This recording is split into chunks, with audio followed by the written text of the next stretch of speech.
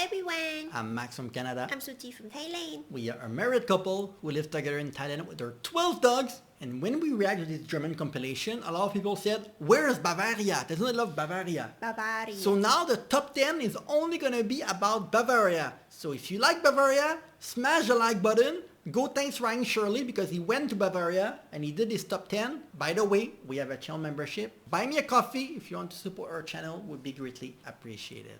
Okay, let's get started. What's up guys? My name is Ryan Shirley and I just returned from a road trip across Bavaria and I want to show you some of my and Shirley and I just returned from a road trip across Bavaria and I want to show you some of my favorite places. So here is my Bavaria top 10. Oh wow.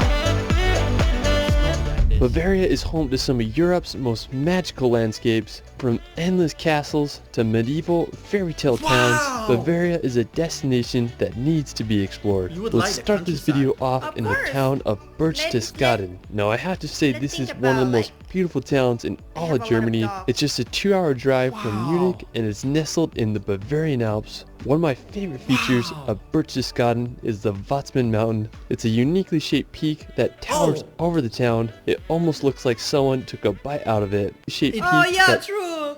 But it's look at the color. The gold. Wow. Wow, the difference in temperature is crazy. Over the town, it almost looks like someone took a bite out of it. One thing I love about Berchtesgaden is there's so many beautiful churches to explore. One of my favorites is the church in Ramsau. It's right next to this beautiful stream and there's this picture-perfect bridge to observe the church from. Another one of my favorites is the Maria Jern Church, which offers a perfect view of the Watzmann Mountain. One of the main reasons I wanted to go to Berchtesgaden was to visit Hitler's Eagle's Nest. Now I'm really fascinated with World War II history and I had to see this place for myself. Now the Eagle's Nest was built in 1939 and was given to Hitler for his 50th birthday. Now to get to the Eagle's Nest, you can take a bus up. When you get to the top, you'll walk through a deep tunnel into the mountain. When I was in there, it was just crazy to think that Hitler walked these same walls. Now at the end of the tunnel, there's a circular room that leads you into a golden elevator. Even though the Eagle's Nest and the road leading up to it cost nearly 200 million euros to make, adjusted for inflation, Hitler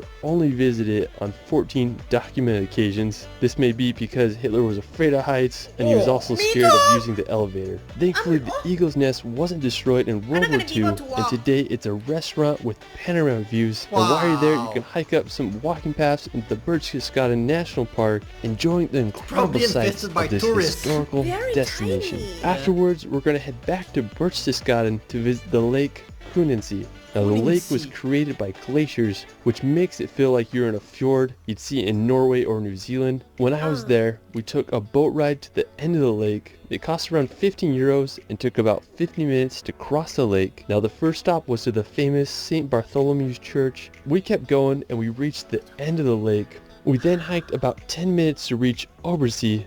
Just home to this iconic lake hut, and the scenery there is just astounding. The lake's so clear and it's just surrounded by massive mountain walls that are hard to explain.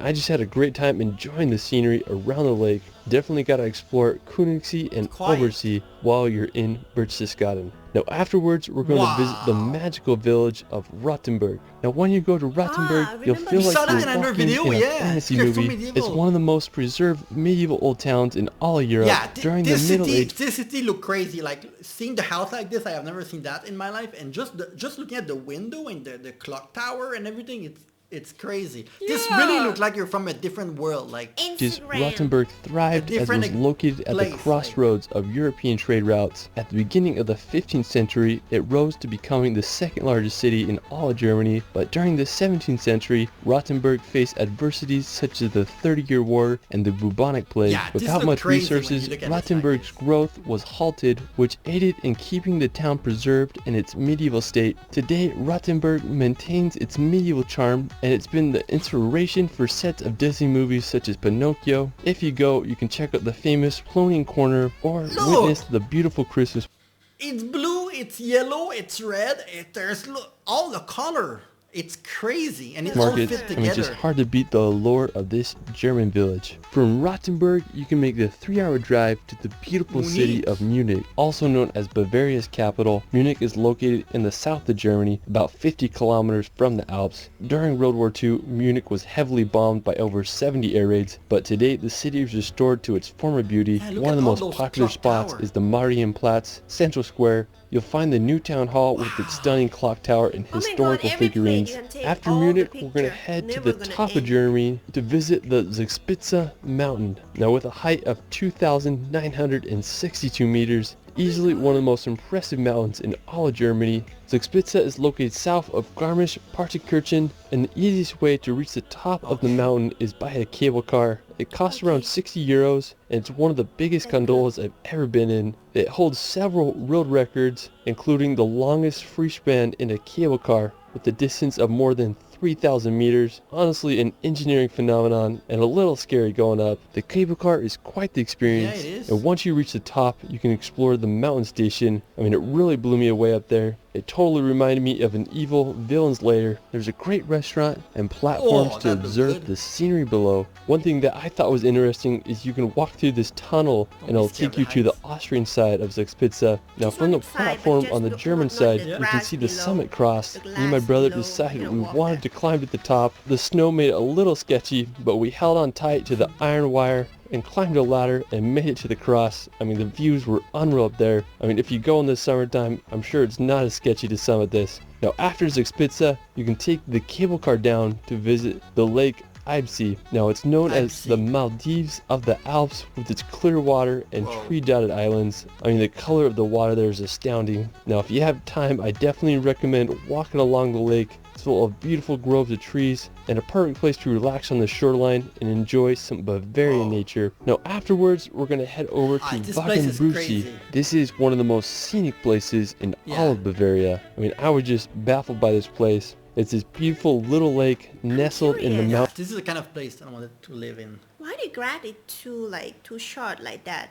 Like they let animal eat it, or they take care of it, or the grass never grow. I think they take care of it. You're not used to that? No. Yeah, it's too like even and everything, you know. Like Yeah. I need to cut the grass every day. Yeah, we live in the country of Thailand. Of course, it doesn't All the take care type of like grass this, but is maybe, never but grow. it's Mountains, and it's full of farm sheds that dot the hillside. Now the lake is overlooked by the perfectly placed Karwendel Alps. I mean, it reminded me a lot of Alpe de Sucy in the Dolomites. I had such a fun time exploring here. I just walked down a little dirt road to get there, and it was a spectacular place to enjoy the Bavarian sunset. I mean, it was definitely one of the highlights of my trip. I'm jealous of all the farmers who have sheds there. After, we're going to head to the beautiful town of Füssen.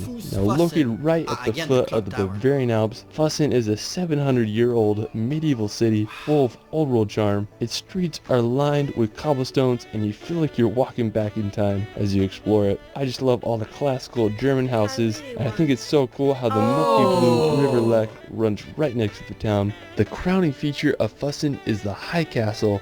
I mean, it just adds so much people told character us to they have like 20,000 castles in Germany or something like that. 20,000? Yeah, some crazy number. I cannot believe it. But apparently, maybe we need to react to video when they have all of it.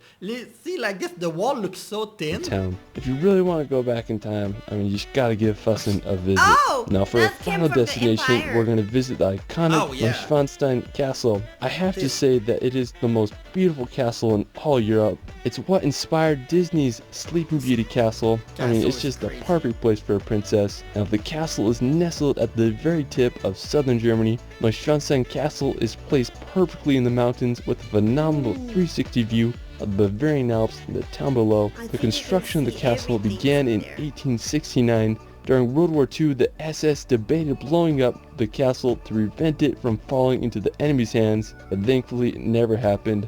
Today, the castle receives over 1.4 million visitors a year, so it's Wow. definitely a tourist hotspot. When I was there, we walked around the castle. When you're up close, you realize how huge it really is. King Ludwig had some imagination. Anyways, I found a great vantage point in the trees with a perfect view of the castle. I mean, I just can't get over the beauty of this place. I mean, it's truly something out of a Disney fairy tale. Afterwards, you can walk around Alpsee. It's another picturesque alpine lake with views of the Neuschwanstein Castle. Now, another incredible spot nearby is St. Coloman's Church. It's located just a few minutes away and has a splendid view of the castle and the Bavarian Alps. One of my favorite memories of my time in it's Bavaria crazy because was they are in the middle of kind of nowhere, but it looks so clean and structured. Every time you look at the right place, it's like as if you're even doesn't seem real. enjoying the almost. sunset at the church, just marveling at the green look at this. pastures and overall I can let my scenery. dog run Bavaria truly is a magical place.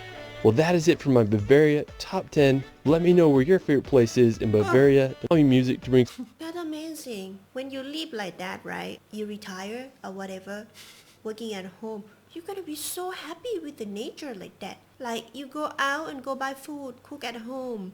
You don't need 7-Eleven. But is it scary at night though? I'm sure there's some mythology gonna make you scared, like the Loch Ness. Even though it's not, I don't think it's in Germany, but Yeah, like is the Loch Ness? like the house alone, and then you get out and you look around. There's the neighbors so far, things like that. That's a good thing. No?